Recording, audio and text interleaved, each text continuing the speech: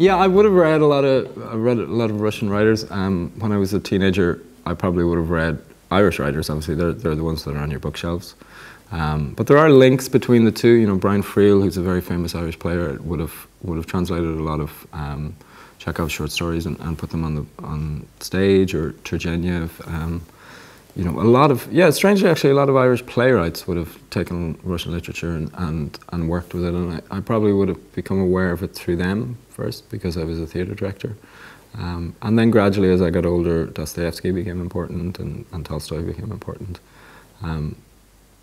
Again, they do that incredible thing where they talk about vast swathes of history and then focus on a couple of individuals while all those things are going on in the background. And I think it's not unfair to say my novel is kind of a 19th century novel rather than a 21st century, even though it's it's written, I think, I live a contemporary life. It's written probably in a contemporary style, but it definitely looks towards those kind of larger Russian books.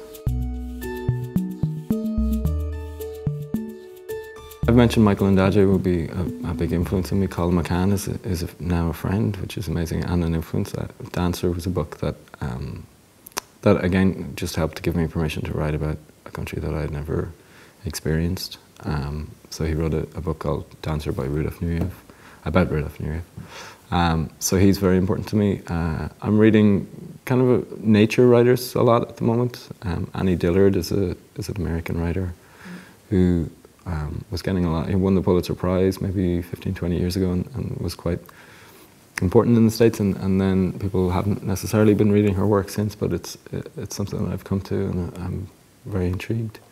In terms of French literature, I really like Laurent Benet's HHHH. I think that's maybe one of the strongest debuts I've read in the last 10 years. Philippe Claudel is a writer that I read as well. I think he's quite wonderful.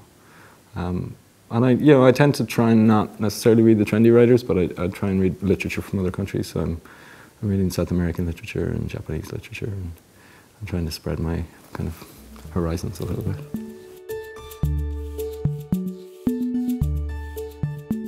Yeah, theatre directing in many ways taught me everything I know about creating, and it's weirdly, I think it's a very good background for a novelist, because you're dealing with lighting design and sound design, and you're making it up as you go along. And a lot of the theatre that I did was devised theatre, which is theatre without a script. You have a group of actors, and you try and find a story collectively, and people are fighting, and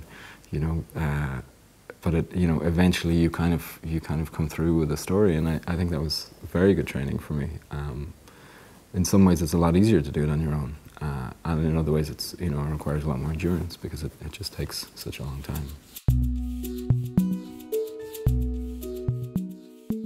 Yes, there's a Dostoevsky quote that I really cling to, and he says that man is a mystery, and I write in order to become a man, and I think that's true for me, that you will never, it will always be beneficial to look at other people, because they are reflected in yourself as well. Yeah, the process for me, it's strange to talk to an outsider about it, but actually it was quite a high stakes game, in that I spent many years on it. I began research.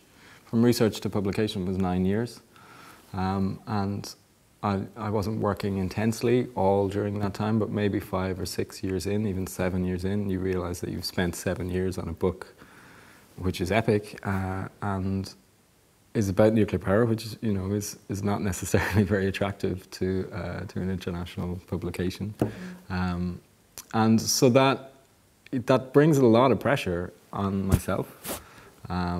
And certainly there was, it's lovely sitting here and being able to talk about my book and being able to be published, but until you are published, you're a guy with a laptop. You have no idea if you're deluding yourself, if this is any good or not. There is really no external way of saying that you've done something, you're on the right road. Until you get there, you are very, very far away. And so, the first couple of years was research, and I didn't necessarily it was almost a way of fooling myself into writing a book. I kind of wrote it, I approached it from various different angles, but as I got deeper and deeper in, I realized that I would have to go to the heart of it, and I would have to go to Chernobyl and write specifically about those times. So a lot of it was a question for myself of giving myself permission to be a writer, and then giving myself permission to write what is quite an outlandish book, I suppose, for a first-time novelist.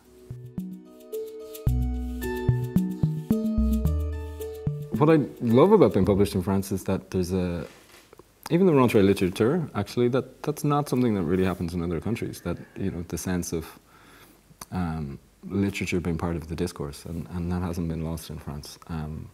So it's really wonderful to just be part of that conversation. I am writing another book. I have no idea what it is. I've started in the last couple of months, and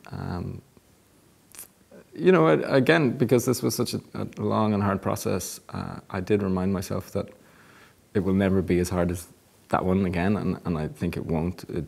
Writing another book brings up different challenges, but you're not writing in isolation anymore, and I think that's the really difficult part.